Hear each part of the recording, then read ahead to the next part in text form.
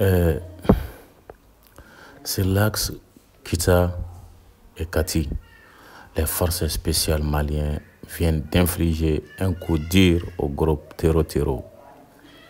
Le chef de la Katiba, Baoulé, un proche parent d'Iyad Agagali et de Mohamed Agantala, a été abattu. Une victoire éclatante pour les femmes qui continuent de sécuriser les territoires avec courage et détermination. Respect à nos héros en uniforme. Salut les gars, bienvenue sur votre chaîne Maham 6 TV. Aujourd'hui, une très bonne nouvelle à vous annoncer sur votre chaîne. Il s'agit d'un chef Tero qui a été abattu par nos forces spéciales maliennes. Ça s'est passé sur l'axe de Kati et Kita. Une route que beaucoup empruntent sans imaginer les dangers qui s'y cachent. Un convoi malien progressait lentement mais avec détermination dans la poussière rouge et la chaleur brûlante du Mali. Les forces spéciales menaient une mission précise: neutraliser une cellule Tero active dans la forêt de Baoulé. Un repère stratégique depuis des mois. Ce jour-là, rien ne semblait différent au départ. Mais dans l'ombre, s'est préparée une opération d'une importance capitale.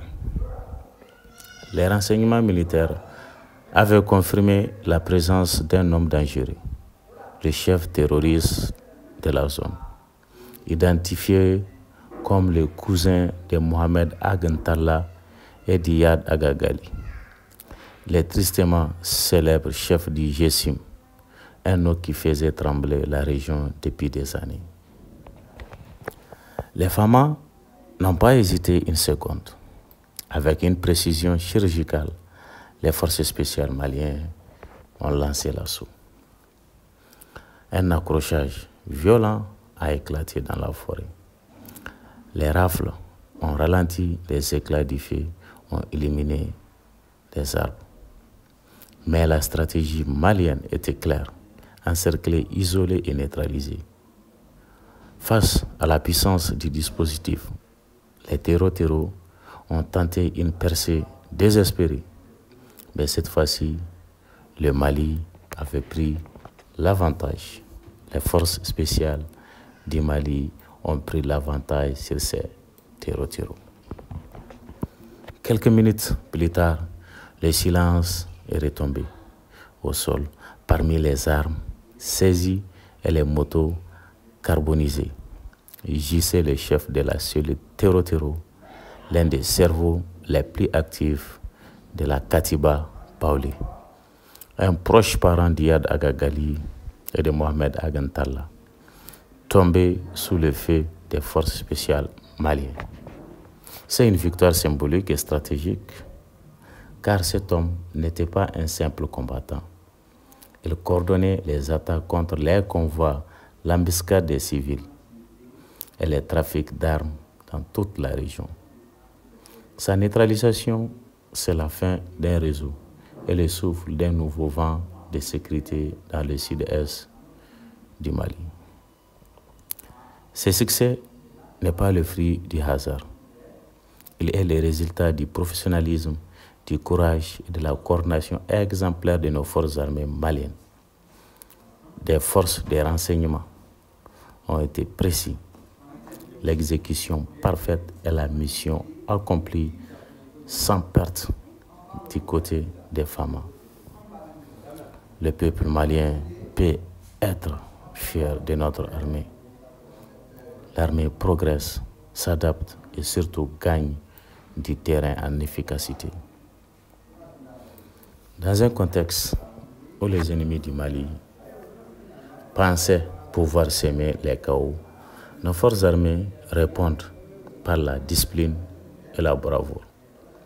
L'opération sur l'axe Kita-Kati rappelle à tous que chaque mètre de ce territoire appartient au Mali et sera défendu jusqu'au bout.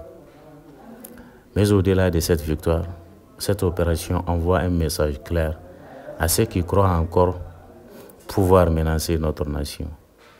Aucun sanctuaire terroriste ne tiendra face à la volonté du peuple malien.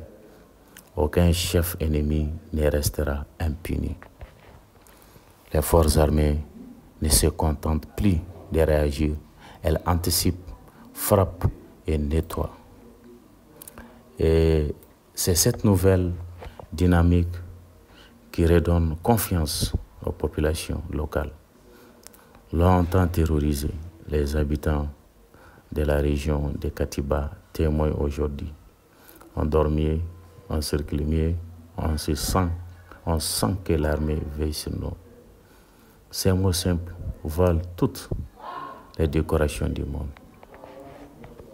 La neutralisation du chef Tero dans la forêt de Baoulé démontre aussi une chose. Les liens de sang entre les grands chefs terroristes, c'est récent, mais cela ne les protège pas. Plus. Même les proches d'Iyad Aga-Ghali ne sont plus intouchables. Les réseaux autrefois solides et aujourd'hui infiltrés, observés et démantelés morceau par morceau. Cette réussite porte la marque de la nouvelle stratégie militaire du Mali, basée sur la mobilité tactique, le renseignement du terrain et la collaboration entre unités spéciales et forces locales.